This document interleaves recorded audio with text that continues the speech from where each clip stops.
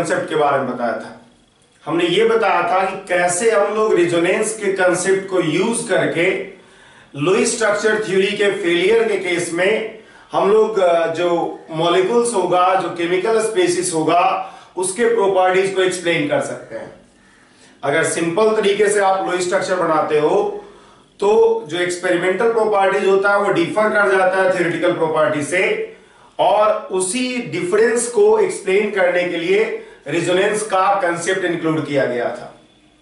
उसके पहले हम लोग फॉर्मल चार्ज पढ़े थे, जिसमें कि बताया गया था कि अगर एक से ज्यादा लुईस स्ट्रक्चर पॉसिबल हो किसी भी मॉलिक्यूल के लिए, स्पेसिस के लिए, तब आप फॉर्मल चार्ज कंसेप्ट को यूज करके ये डिटरमाइन करते हो कि कौन लुईस स्ट्रक्चर ज्यादा स्टेबल है, कौन लुईस स्ट्रक्चर कम स्टेबल है।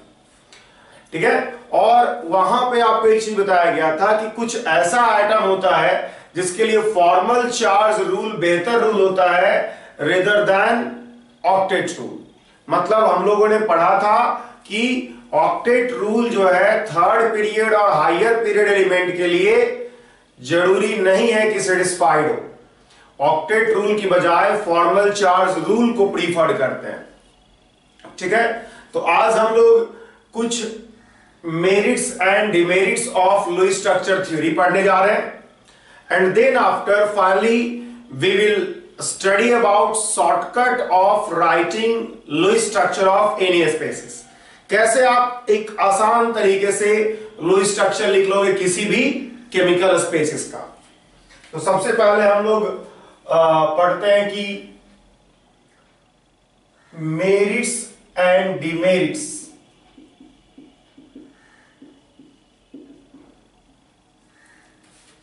Of Lewis structure theory.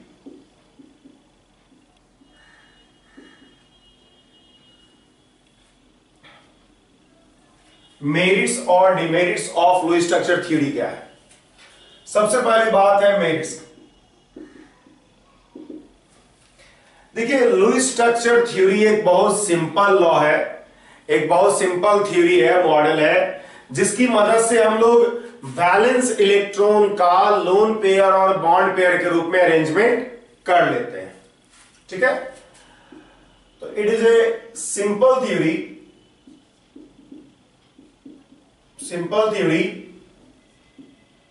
with the help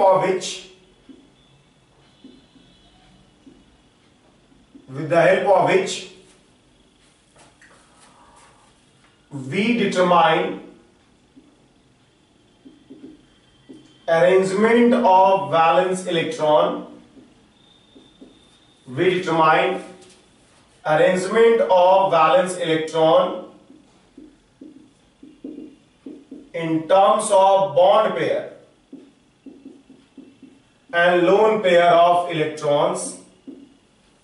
We determine arrangement of valence electrons in terms of bond pair and lone pair of electrons around atoms in a chemical species. किसी chemical spaces में atoms के around valence electron का lone pair और bond pair के रूप में किस तरह से अरेंजमेंट होगा, इसके बारे में पता चलता है। ठीक है। देखिए, Lewis structure theory formal charge concept और कंसेप्ट ऑफ रेजोनेंस को इंक्लूड करता है। फॉर्मल चार्ज की मदद से हम लोग ज्यादा स्टेबल और कम स्टेबल लुईस स्ट्रक्चर डिटरमाइन कर सकते हैं। It includes formal charge concept. It includes formal charge concept with the help of which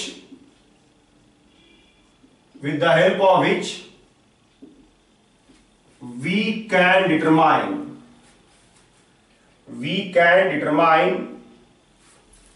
with the help of which we can determine the more stable Lewis structure.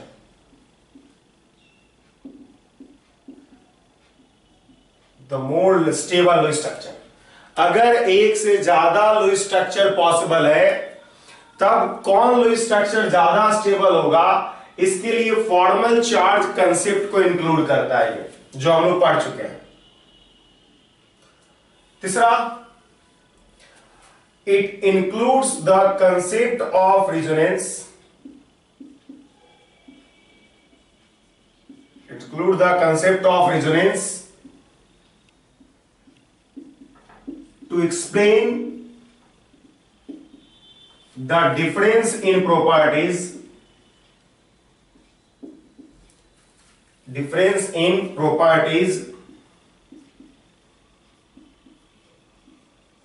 of theoretical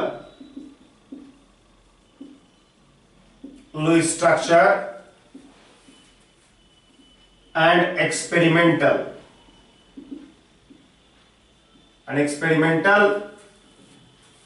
property. It includes the concept of resonance to explain the difference in properties of theoretical structure and experimental observations. जो experimental observation होता है properties में, उसमें और जो theoretical properties है chemical spaces का, उसके डिफरेंस को एक्सप्लेन कर पाता है। ठीक है, तो ये सब कुछ मेरिट्स हुआ ऑफ लुईस स्ट्रक्चर थ्योरी। ठीक है, समझ रहे होगे आप। अब देखिए हम लोग पढ़ते हैं डिमेरिट।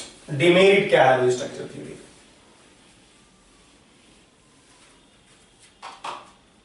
हम लोग पढ़ते हैं डिमेरिट्स ऑफ लुईस स्ट्रक्चर।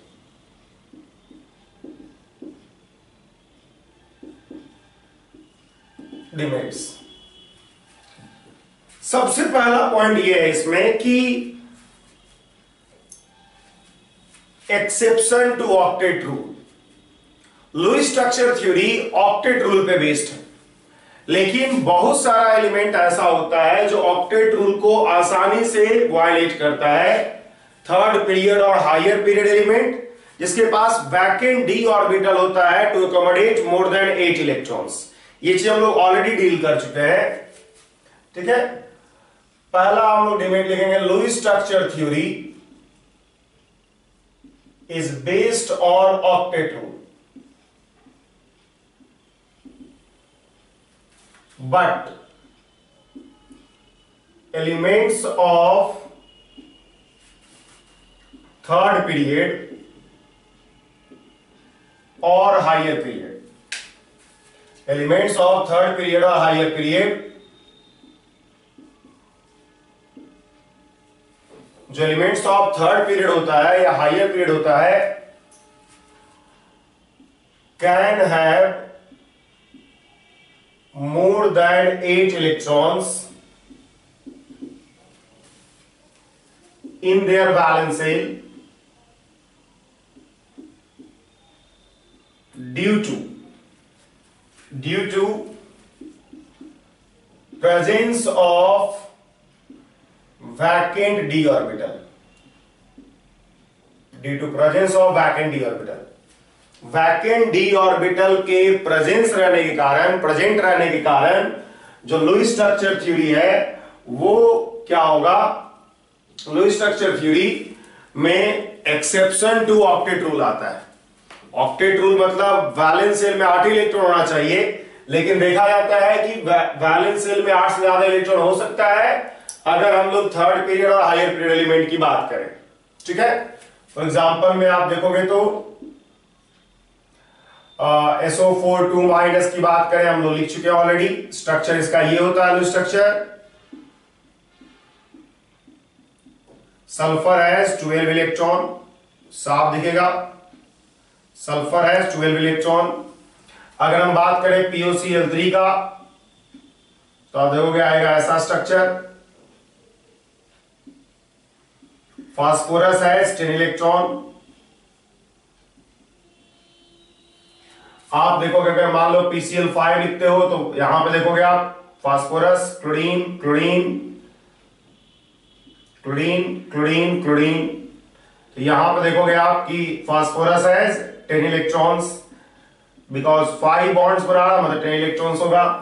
बात अगर हम SF6 की करें तो देखिएगा आप कि आपके पास क्या होगा, इस तरह का सिचुएशन आएगा।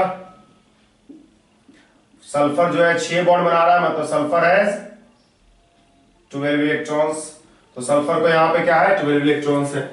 तो इस तरह से आप देख सकते हो कि अलग अलग जो मॉलिक्यूल है उसमें ऑक्टेट रूल इजिली वायलेट हो रहा है by elements of higher period. Third period और हायर पीरियड के एलिमेंट्स का आसानी से एक्सेप्शन हो रहा है ऑक्टेट रूल में। इसी तरह से हम कुछ और एग्जांपल लिखते हैं। मान लिया लिखते हैं XgO4। तो XgO4 का अगर आप स्ट्रक्चर लिखोगे तो ये आएगा आपको,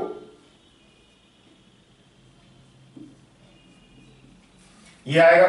जैसा कि देख सकते हो आपकी जेनन के पास कितना बॉन्ड है, जेनन के पास 8 बॉन्ड है। 8 बॉन्ड मतलब 16 इलेक्ट्रॉन है इसके पास। अगर हम XgF6 की बात करें तो XgF6 में क्या होगा, xenon, fluorine, fluorine, fluorine, fluorine, lone pair, fluorine और फ्लोरीन। देख सकते हो आप जेनन के पास कितना इलेक्ट्रॉन है, 12 तो हुआ बॉन्ड में और 2 लोन पेयर के रूप में, 14 इलेक्ट्रॉन है।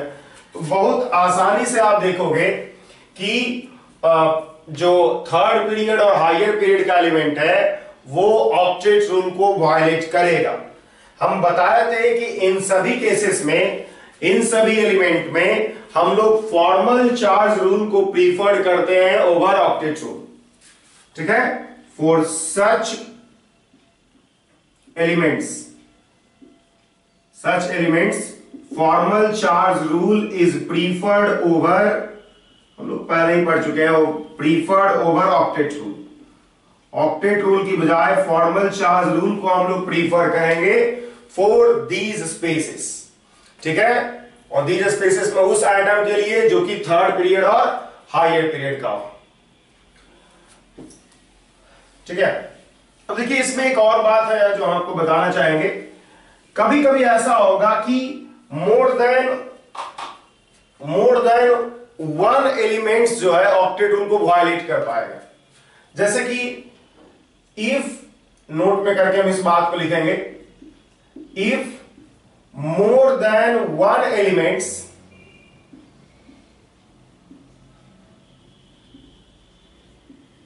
ठीक है can have more than 8 electrons,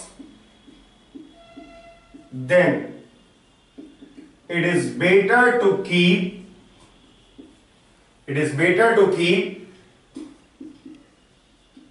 extra electrons,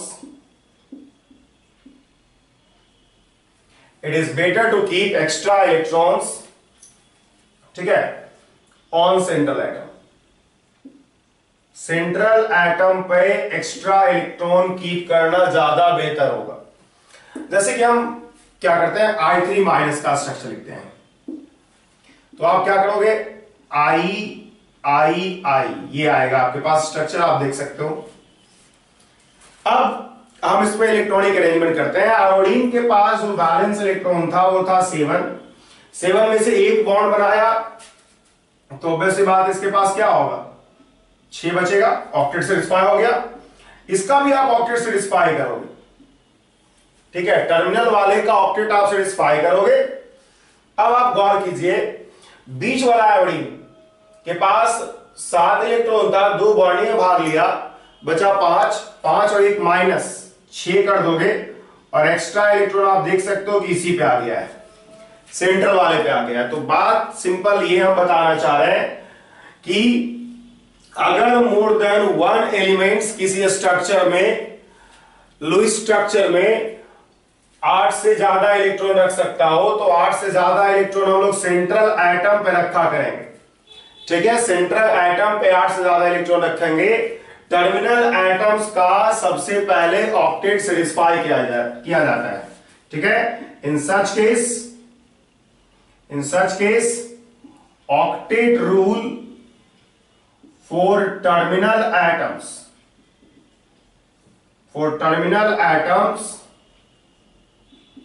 is satisfied first. Octet rule for terminal atom is satisfied first. Octet rule terminal element के लिए आप satisfy करा दोगे। ठीक है, अब देखिए इसी में एक और पॉइंट है कि कुछ एलिमेंट्स ऐसा भी होता है जो 8 से कम इलेक्ट्रॉन रखता है। आप ये भी पढ़ चुके हो। ठीक है, दूसरा डिमेरिट हम इस तरह से एक्सेप्शन टू ऑक्टेट रूल के अंतर्गत लिख सकते हैं कि कुछ एलिमेंट ऐसा होता है जो 8 से कम इलेक्ट्रॉन रखता है. Some elements like beryllium, boron has less than 8 electrons,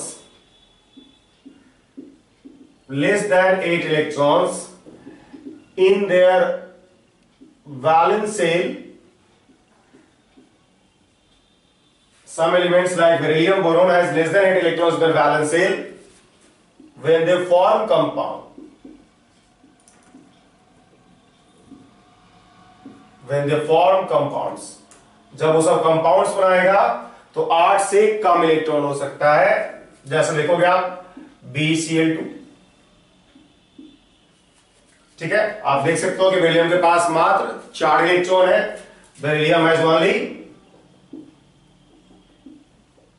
4 electrons. BF3 की बात करते हैं तो BF3 में आप देखोगे BF3 का स्ट्रक्चर ये हो जाता है. तो बोरोन हैज ओनली 6 इलेक्ट्रॉन्स. हम लोग पढ़ चुके हैं पहले ये सब चीजें. तो क्या हो रहा है आपके पास, आप देख सकते हो कि less than 8 electrons in their valence shell हो रहा है. अब आपको यह बताया गया था कि less than 8 electrons in their valence shell के कारण ये सभी जो है लुईस एसिड की तरह बिहेव करता है. Due to presence of less than 8 electrons, these species act as Lewis acid. मतलब इलेक्ट्रॉन एक्सेप्टर. लुईस एसिड का मतलब है इलेक्ट्रॉन एक्सेप्टर. इलेक्ट्रॉन एक्सेप्टर की तरह बिहेव करेगा. तो अगर आप जैसे कि BH3 पे क्या करते हो, NH3 से अटैक कराते हो, तो NH3 का लोन पेयर क्या करेगा, इसको इलेक्ट्रॉन दे देगा और बना लेगा एक अलग मॉलिक्यूल NH3NBH3. ये इलेक्ट्रॉन कोऑर्डिनेट बॉन्ड के थ्रू दे दिया है और एक अलग तरह का मॉलिक्यूल बना लिया H3NBH3. इसका स्ट्रक्चर जेई पूछ चुका है, जो हम लोग आगे पढ़ेंगे VSEPR थ्योरी में, तब जाके आपको स्ट्रक्चर इसका पता चल जाएगा क्या स्ट्रक्चर होगा. लेकिन ये बात गौर कीजिएगा, ये इलेक्ट्रॉन पेयर डोनर है और ये इलेक्ट्रॉन पेयर एक्सेप्टर है. क्यों इलेक्ट्रॉन पेयर एक्सेप्टर है? बिकॉज इसको इलेक्ट्रॉन की कमी है और इसलिए ये लुईस बेस है और ये लुईस एसिड है. तो इस तरह का स्पेसीज जिसमें इलेक्ट्रॉन की कमी होगा वो लुईस एसिड की तरह बिहेव करेगा, बिकॉज वो इलेक्ट्रॉन पेयर एक्सेप्ट करता है. अब देखिए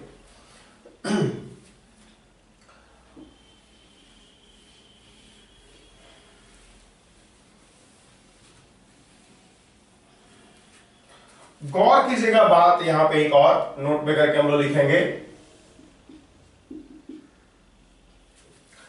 due to presence of less than 8 electrons, BeCl2 exist करता है पॉलीमरिक फॉर्म में, जिसमें कि अलग अलग BeCl2 मॉलिक्यूल आपस में जुड़ जाता है थ्रू 3 सेंटर 2 इलेक्ट्रॉन बॉन्ड.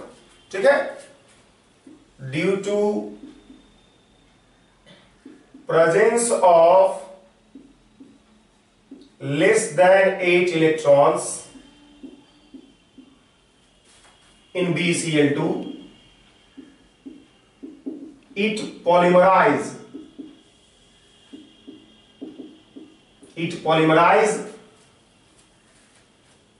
ठीक है, through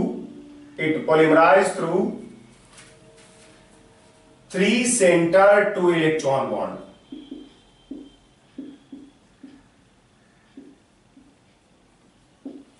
Due to presence of less than 8 electrons in BeCl2, it polymerizes through 3 center 2 electron bond. ठीक है, जिसको कि हम लोग बनाना बॉन्डिंग कहते हैं.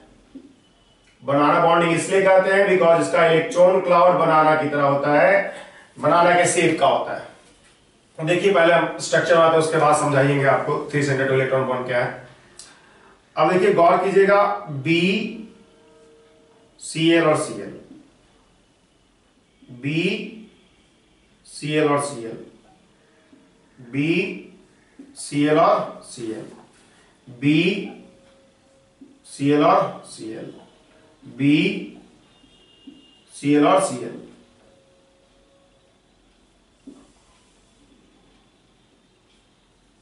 ठीक है, बी सी एल और सी एल, इस तरह से हमने कुछ लिखा। ऑब्वियस सी बात है, बहुत ज्यादा नंबर ऑफ मॉलिक्यूल्स आपस में पॉलीमराइज करेगा, लेकिन हम लोग कुछ दिखा रहे हैं। देखिए गौर कीजिएगा कि हर बॉन्ड में आप जानते हैं 2 इलेक्ट्रॉन है। होगा क्या, सिचुएशन ऐसा होगा, ये जो 2 इलेक्ट्रॉन है, ये 2 इलेक्ट्रॉन इस बेरिलियम को डोनेट कर देता है, ये 2 इलेक्ट्रॉन भी इस बेरिलियम को डोनेट कर दिया जाता है, फिर ये दोनों इलेक्ट्रॉन इस बेरिलियम को डोनेट कर दिया जाता है, ये दोनों इलेक्ट्रॉन इस बेरिलियम को डोनेट किया जाएगा, एंड सो ऑन। इस दोनों इलेक्ट्रॉन इस बेरिलियम को, ये दोनों इलेक्ट्रॉन इस बेरिलियम को, फिर ये दोनों इलेक्ट्रॉन इस बेरिलियम को, और ये दोनों इलेक्ट्रॉन इस बेरिलियम को, फिर ये दोनों इलेक्ट्रॉन क्या होगा, इस बेरिलियम को डोनेट होगा, और ये दोनों इलेक्ट्रॉन इस बेरिलियम को डोनेट होगा। तो ये आप देख सकते हो कि इलेक्ट्रॉन जो बॉन्ड का है वो बगल वाले बेरिलियम को डोनेट हुआ है। तो अगर हम इसका स्ट्रक्चर बनाएंगे तो B C L, B B कितना हो गया, 1 2 3 4 5, बी बी और बी।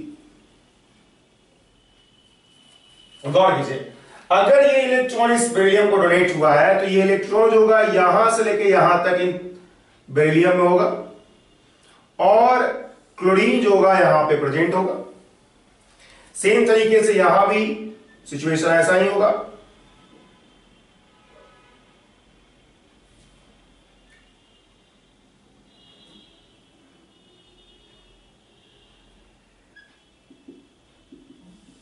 क्लोरीन और क्लोरीन,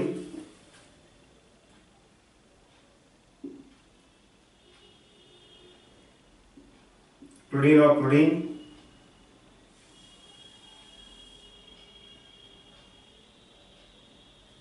क्लोरीन क्लोरीन,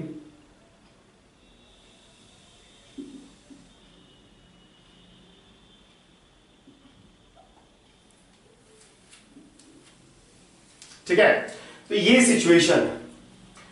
आप जैसा देख रहे होंगे कि ये बॉन्ड बेरिलियम बेरिलियम और क्लोरीन बीच में, ये बॉन्ड आपको अलग तरह का बॉन्ड लग रहा होगा, एक यूनिक टाइप ऑफ बॉन्ड लग रहा होगा। और ये बॉन्ड यूनिक टाइप का है, कारण ये है कि इसमें देखिएगा कि 2 इलेक्ट्रॉन 3 एटम के बीच में प्रेजेंट है। इसी को हम लोग बोलते हैं 3 सेंटर, सी लिखते हैं शॉर्ट में, 3 centre 2 electron bond, 3 centre 2 electron bond. Its shape, it's electron cloud का जो शेप होता है, it's electron cloud shape is like banana, and hence it is called, and hence it is also called banana bonding.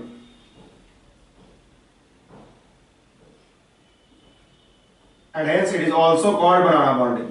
और इसलिए क्या होगा, ये बनाना bonding भी कहलाएगा। तो गौर कीजिए इस पॉइंट को कि ये 3 सेंटर 2 इलेक्ट्रॉन बॉन्ड है। It's electron cloud shape is like banana, banana की तरह इसका इलेक्ट्रॉन क्लाउड का शेप होता है, इसीलिए इसको हम लोग बनाना बॉन्डिंग भी कहते हैं। ठीक है। और इस बात को गौर कीजिएगा कि थ्रू बनाना बॉन्डिंग के थ्रू, 3 सेंटर 2 इलेक्ट्रॉन बॉन्ड के थ्रू बेरिलियम जो है अपना ऑक्टेट पूरा कर लिया। कैसे, देखो आप सेंटर वाले बेरिलियम को बात करते हैं, देखिए तो इसके पास कितना इलेक्ट्रॉन, 2 2 4 2 6 2 8, 2 4 6 8, देख रहा हो ना बीच वाले क्या, 2 4 6 8। तो इस तरह से आप देख सकते हो 3 सेंटर 2 इलेक्ट्रॉन बॉन्ड फॉर्मेशन के थ्रू BCl2 में क्या हुआ, हर बेरिलियम एटम अपना ऑक्टेट पूरा कर लिया है। हर बेरिलियम एटम अपना ऑक्टेट, सेंटर वाला, टर्मिनल वाला नहीं, सेंटर वाला जो है अपना पूरा कर लिया, चूंकि एक पॉलीमरिक फॉर्म है तो सेंटर वाला ही अधिकतर होगा। ठीक है। तो यही जो है 3 सेंटर 2 इलेक्ट्रॉन बॉन्ड है। ठीक है, नॉर्मल कोवलेंट बॉन्ड को हम लोग कहते हैं 2 सेंटर। नॉर्मल कोवलेंट बॉन्ड कैसा होता है? ऐसा होता है, तो 2 सेंटर 2 इलेक्ट्रॉन बॉन्ड होता है। नॉर्मल कोवलेंट बॉन्ड की अगर हम बात करें तो वो 2 सेंटर 2 इलेक्ट्रॉन बॉन्ड है, जबकि ये बॉन्डिंग, इस तरह का बॉन्डिंग जिसमें 3 centre, 3 atom, beryllium, chlorine and beryllium, 3 atom के बीच में 2 इलेक्ट्रॉन प्रेजेंट है, इसको हम लोग कहेंगे बनाना बॉन्डिंग। ठीक है, similar type of banana bonding is also observed in similar type of banana bonding is also observed in BH3. ठीक है,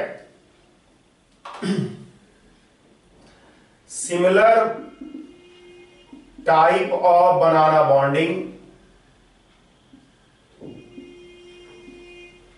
similar type of banana bonding also exists in B2H6। होगा क्या इसमें? सिचुएशन ऐसा है,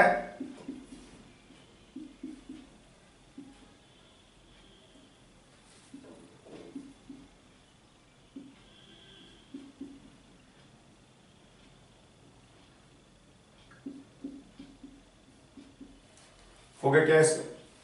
देखिए, ये इलेक्ट्रॉन, हम इसको इधर लिख देते हैं, ये इलेक्ट्रॉन डोनेट हो जाएगा इस बोरॉन को, और ये इलेक्ट्रॉन डोनेट हो जाएगा इस बोरॉन को। अच्छा, ये इलेक्ट्रॉन डोनेट हो जाएगा इस बोरॉन को, ये दोनों आपस में कंबाइन करके बना लेगा, इस तरह से हो जाएगा बोरोन H H, और ये बॉन्ड जो होगा वो बनाना बॉन्डिंग हो गया है H B, ये बॉन्ड जो हो गया है वो बनाना बॉन्डिंग हो गया है H और B।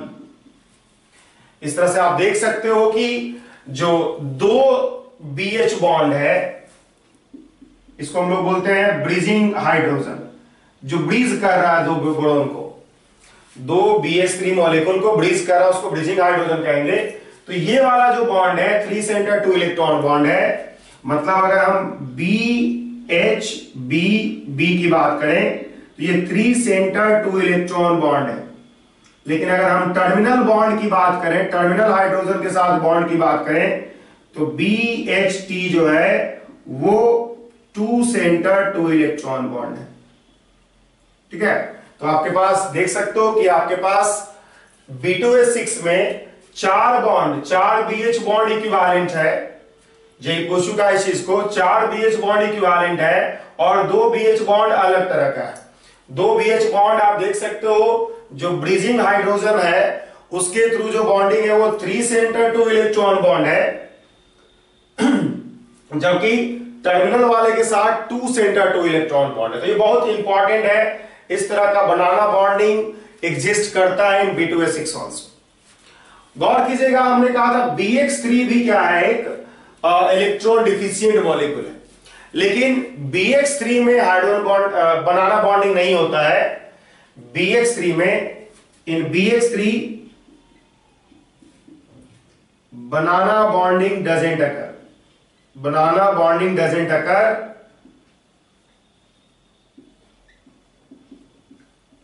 क्यों नहीं अकर करता है? Due to back bonding of back bonding of halogen. ये चीज हम लोग आगे पढ़ेंगे, बैक बॉन्डिंग क्या होता है ये चीज हम लोग आगे पढ़ेंगे।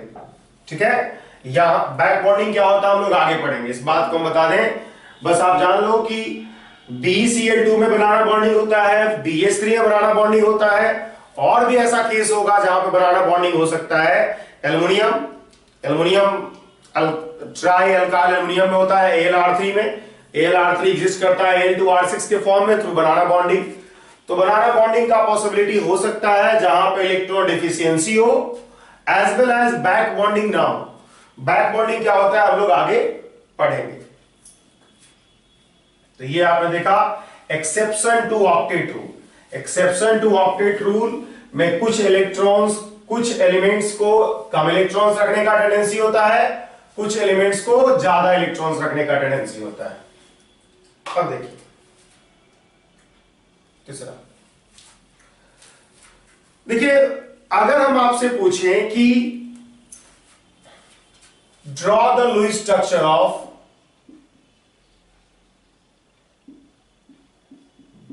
NO2, ये सब का, तो NO में अगर आप बात करोगे टोटल वैलेंस इलेक्ट्रॉन का, तो आएगा 5 + 6 that will be equal to 11। NO2 में बात करोगे टोटल वैलेंस इलेक्ट्रॉन का, तो आपको आएगा 5 + 6 × 2 that will be equal to 17। देख सकते हो आपकी ऑड इलेक्ट्रॉन स्पेसिस है, और जैसे ही ऑड इलेक्ट्रॉन स्पेसिस हुआ, ऑड इलेक्ट्रॉन मॉलिक्यूल हुआ, आपको कहीं ना कहीं एक अनपेयर्ड इलेक्ट्रॉन डालना होगा। और अनपेयर्ड इलेक्ट्रॉन डालोगे, इसका मतलब है कि आपको ऑक्टेट रूल सेटिस्फाई बिल्कुल नहीं होगा। ऑक्टेट का मतलब है 8, इवन नंबर रहेगा तभी 8 पॉसिबिलिटी है, और नंबर के साथ 8 कैसे करेंगे? तो ऑड इलेक्ट्रॉन स्पेसिस है, ठीक है। तो अगर हम लुईस स्ट्रक्चर ड्रॉ करें, गौर कीजिएगा, पहले हम लिख देते हैं according to Lewis structure theory. According to Lewis structure theory, Lewis structure theory के अनुसार odd electron species are not stable, are not, इसलिए कहते हैं odd electron species doesn't exist, doesn't exist. However, NO and NO2 exist. NO और NO2 exist करता है। जैसे NO का लुईस स्ट्रक्चर अगर हम बात करें, ऑफ NO का अगर हम बात करें, तो आपके पास लुईस स्ट्रक्चर NO का होता है दिस वन। आप जैसा देख सकते हो कि ऑक्सीजन का ऑक्टेट सेटिस्फाइड है, ऑक्सीजन के पास जो है 4 और 4 8 इलेक्ट्रॉन, लेकिन नाइट्रोजन के पास गौर करो 7 इलेक्ट्रॉन है, बिकॉज 4 इलेक्ट्रॉन यहां, 2 और 1 7 इलेक्ट्रॉन है। नाइट्रोजन के पास मात्र 7 इलेक्ट्रॉन है, जबकि ऑक्सीजन के पास 8 इलेक्ट्रॉन है, तो एग्जिस्ट करता है। अगर हम बात करें लुईस स्ट्रक्चर ऑफ NO2 का, NO2 के लुईस स्ट्रक्चर की बात करें, तो आप NO2 का लुईस स्ट्रक्चर देखोगे इस तरह से होता है।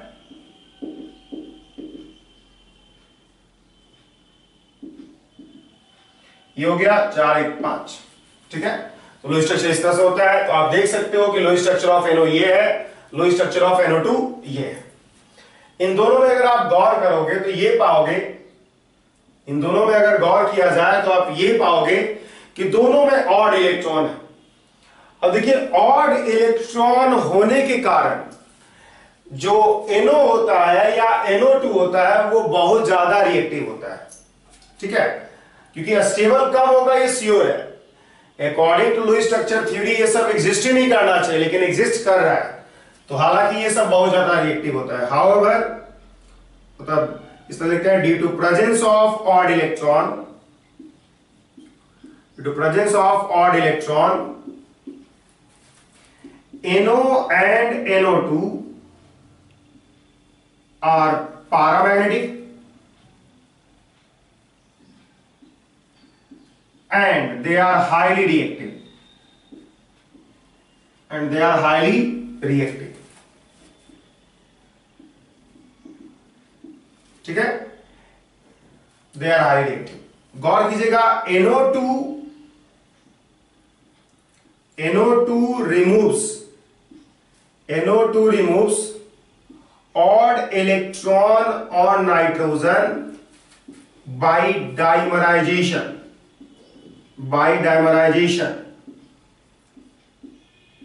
N2O4 formation.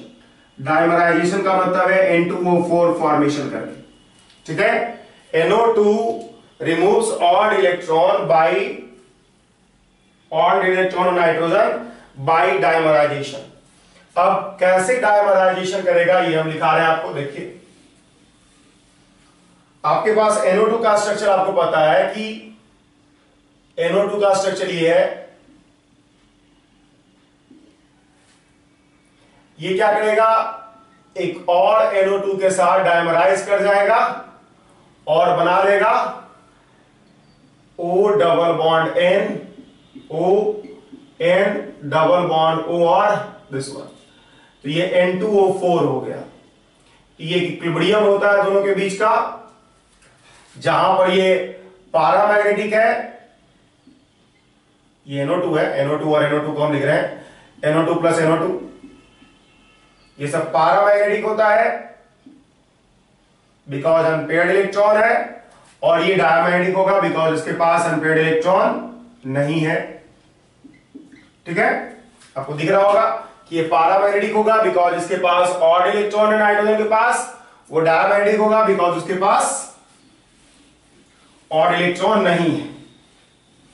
अब देखिए, ये जो होता है डार्क ब्राउन कलर का होता है, और ये जो होता है कलरलेस होता है।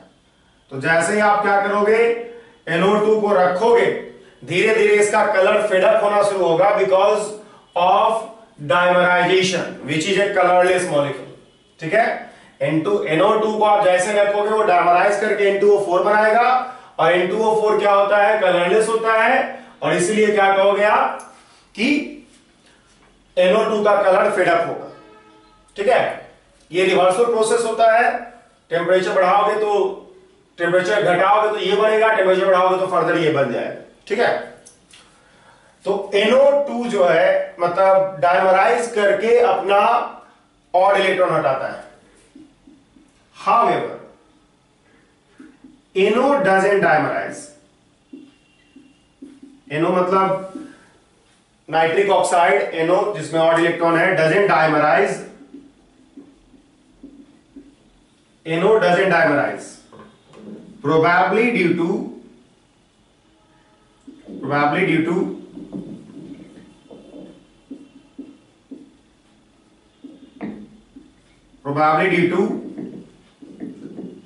presence of very high lone pair repulsion, very high lone pair repulsion present in dimer,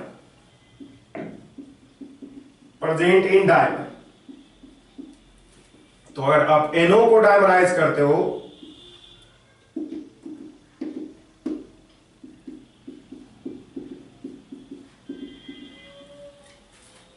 ठीक है, तो आप देखोगे एक और भी ट्रबल आएगा आपको, देखोगे आप NO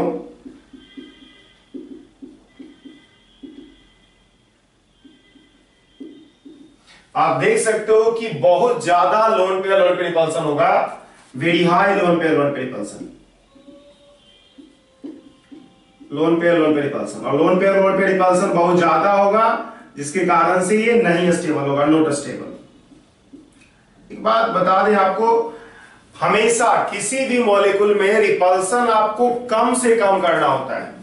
लोन पेयर रिपल्सन एक स्ट्रॉन्ग रिपल्सन होता है, जो कि हम लोग जस्ट आगे VSEPR थ्योरी में पढ़ने जा रहे हैं। हम इसके पहले भी लुईस स्ट्रक्चर थ्योरी में एक जगह लोन पेयर रिपल्सन शब्द इस्तेमाल किए थे, तो हम आपको बता दें लोन पेयर रिपल्सन सबसे स्ट्रॉन्ग रिपल्सन होता है, इलेक्ट्रॉनिक रिपल्सन, और इसीलिए इसको अवॉइड किया जाता है। अगर आपको किसी मॉलिक्यूल में, किसी स्पीशीज में लोन पेयर रिपल्सन ज्यादा है तो क्या होगा, वो एग्जिस्ट नहीं करेगा, वो स्टेबल नहीं होगा, तो NO डायमराइज नहीं करता है। हालांकि अगर आप NO और NO2 को मिला दो तो दोनों अपना ऑड इलेक्ट्रॉन हटा लेता है बाय N2O3 फॉर्मेशन। ठीक है, also NO and NO2 reacts together to form N2O3, और ऐसा करके दोनों अपना ऑड इलेक्ट्रॉन हटा लेगा, N double bond O plus N क्या बन जाएगा,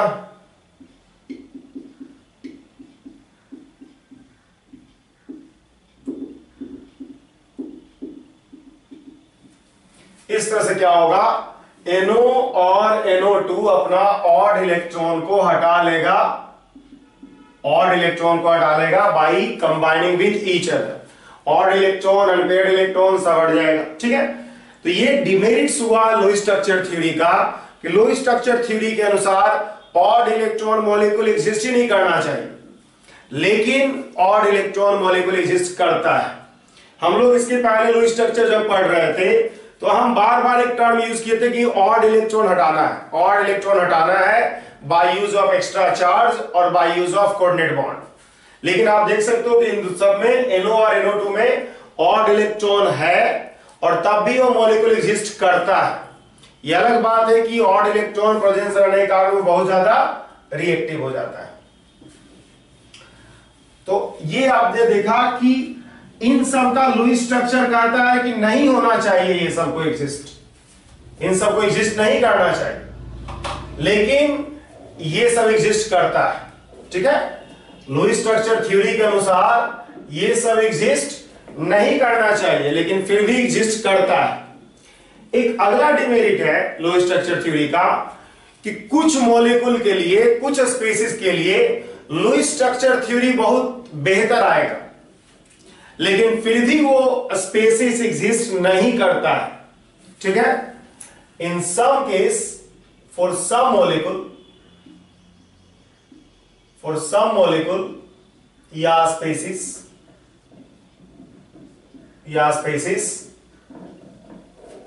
ठीक है, better Lewis structures are found, better Lewis structures are found, better Lewis structure are found, but they don't exist. Point ये है कि इसके पहले हमने पढ़ा कि लुईस स्ट्रक्चर के अनुसार एग्जिस्ट नहीं करना चाहिए, लेकिन वो एग्जिस्ट करता है। अभी हम लोग पढ़ रहे हैं कि लुईस स्ट्रक्चर के अनुसार एग्जिस्ट करना चाहिए, लेकिन एग्जिस्ट नहीं करता, उल्टा। जैसे देखो HOF का अगर लुईस स्ट्रक्चर आप देखोगे तो बहुत बेहतरीन है, लेकिन ये नहीं एग्जिस्ट करता है। O4 अगर आप बात करोगे तो O4 इस तरह से हम लिखते हैं, देखोगे आप कि बहुत आसानी से ऑक्टेट रूल सेटिस्फाई हो रहा है, लेकिन एग्जिस्ट नहीं करता है।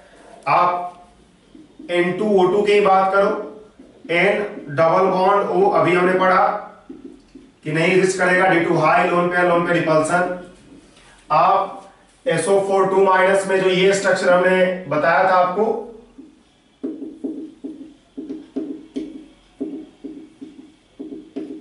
इसका लुईस स्ट्रक्चर बहुत बेहतर है according to formal charge as well as octet rule, लेकिन एग्जिस्ट नहीं करता है। तो ये सभी जो है डिमेरिट्स के रूप में आप काउंट कर सकते हो लुईस स्ट्रक्चर थ्योरी का, कि एक तो ऐसा केस है कि लुईस स्ट्रक्चर थ्योरी बोल रहा है कि नहीं एग्जिस्ट करना चाहिए मॉलिक्यूल को, लेकिन एग्जिस्ट करता है ऑड इलेक्ट्रॉन मॉलिक्यूल, कुछ ऑड इलेक्ट्रॉन मॉलिक्यूल एग्जिस्ट करता है। दूसरा केस ऐसा है कि लुईस स्ट्रक्चर थ्योरी के अनुसार ये सबको आसानी से एग्जिस्ट करना चाहिए, बिकॉज ये सारा क्राइटेरिया सेटिस्फाई कर रहा है। ऑक्टेट रूल की बात हो या फॉर्मल चार्ज रूल की बात हो, दोनों सेटिस्फाई कर रहा है, लेकिन ये सब एग्जिस्ट नहीं करता है। तो ये सब जो है demerits of Lewis structure theory. तो अभी तक हमने लुईस स्ट्रक्चर में आपको लुईस स्ट्रक्चर बनाने का तरीका, उसमें फॉर्मल चार्ज, उसमें रेजोनेंस और उसके बाद मेरिट्स और demerits of Lewis structure theory बताया। ठीक है।